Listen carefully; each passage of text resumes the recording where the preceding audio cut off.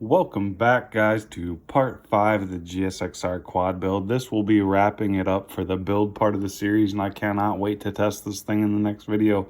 We're going to try and get through this video quick here.